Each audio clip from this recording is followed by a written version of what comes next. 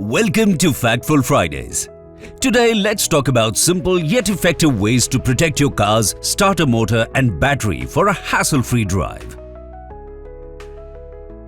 If the engine does not start, press the engine switch to select Lock Off mode and wait for more than 30 seconds before trying again for protection of the starter motor.